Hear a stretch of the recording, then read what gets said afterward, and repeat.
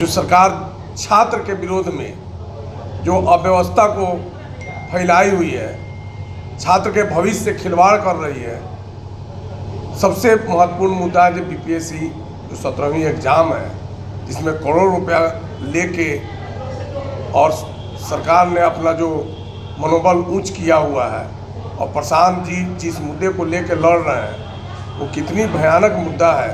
आज कितने परिवार आज इस मुद्दा को से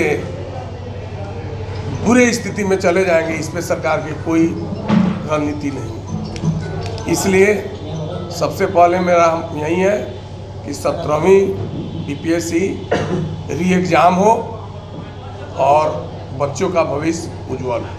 अच्छा, पेपर जो लीक हुआ है इसमें किसकी गड़बड़ी है या किसकी लापरवाही से ये पेपर लीक हुआ है? देखिए, ये तो बीपीएससी के अंतर्गत आती है और बीपीएससी के पदाधिकारी इतने भ्रष्ट हैं और सरकार के कठपुतले हैं जिसके चलते ये सारा दोषी ये लोग पदाधिकारी हैं और जिसके चलते सरकार के भी पीछे से हाथ है। सरकार के हाथ के पीछे गलत हो ही नहीं सकता है। इसके पहले भी परीक्षा बहुत सारी हुई जिसमें हमने पेपर लिखा, उसमें प्रशांत किशोर जी क्यों नहीं आगे आए? और सबसे बड़ी चीज़ है, मैं आप लोगों को बता दूं कि प्रशांत जी 2 साल से पैदल मार्च यात्रा करके जन जन को जगाए, सब चीज़ को बताए और आज उनके सामने ये पहली घटना है जो छात्रों के भविष्य से खिलवाड़ हुआ है। और ये ऐसी एग्ज़ाम है जो आज बिहार का टॉप मॉडल मोस्ट एग्ज़ाम कहा जाता है बीपीएससी, और उस चीज़ को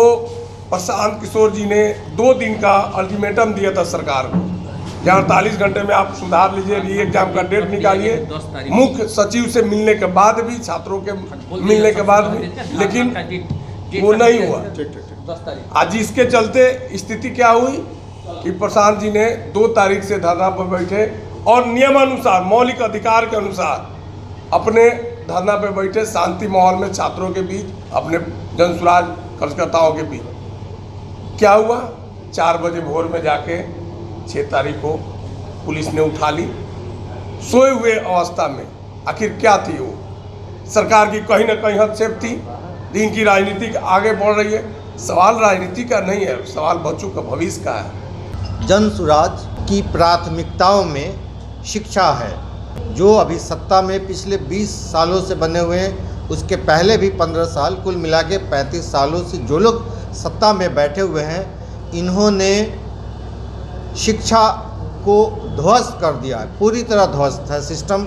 हम किसी के हिमायती नहीं हैं या किसी के पक्षधर नहीं हैं। हम व्यवस्था को ठीक करने के लिए हमारा ये पूरा अभियान है।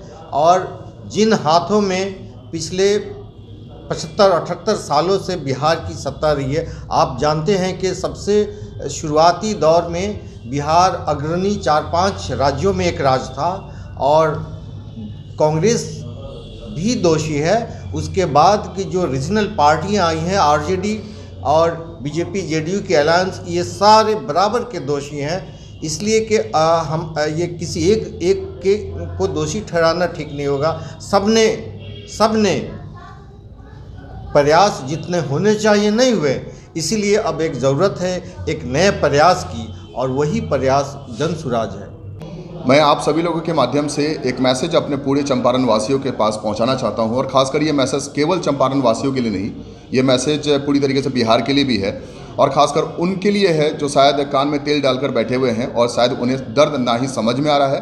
वो इतने उदासीन हो चुके हैं कि उन्हें दर्द भी नहीं समझ में आ रहा है और ना ही उन्हें आवाज़ सुनाई दे रही है।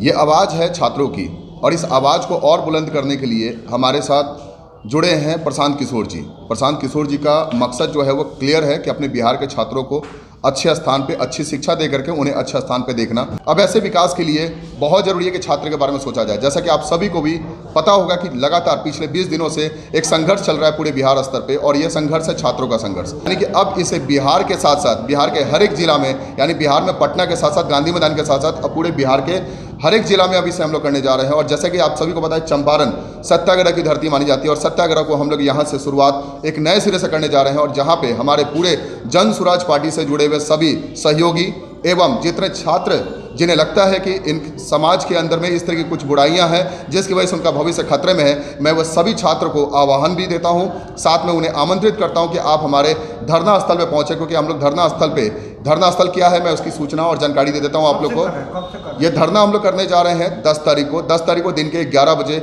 हम लोग जो चरखा पार्क है, मोतिहारी का चरखा पार्क काफ़ी आइकॉनिक प्लेस बन चुका है आज के डेट में, उसी जगह पे हम लोग धरना देने जा रहे हैं। इसकी सूचना भी हम लोगों ने दे दी है, अपने नगर पुलिस को दे दी है और इसकी सूचना हमने यहाँ के एसडीओ को भी दे दिया है। और ये संख्या लगभग 200 से 300 के बीच में हम लोग संख्या आमंत्रित कर रहे हैं, जहाँ पे हमारे सहयोगी यानी जन स्वराज पार्टी से जुड़े हुए लोग भी रहेंगे। और साथ ही साथ मैं चाहता हूँ कि जो छात्र जिन्हें लगता है कि दर्द की बात है, हमारे लिए कुछ एक्शन लिया जाएगा, आने वाले कल के अंदर हमारा भविष्य बेहतर हो सकता है, उनके लिए सोचा जाए, तो ये धरना में उनका सहयोग मैं चाहूँगा। और ये धरना को आगे चल के हम लोग कैंडल मार्च के रूप में भी लास्ट में कन्वर्ट करेंगे।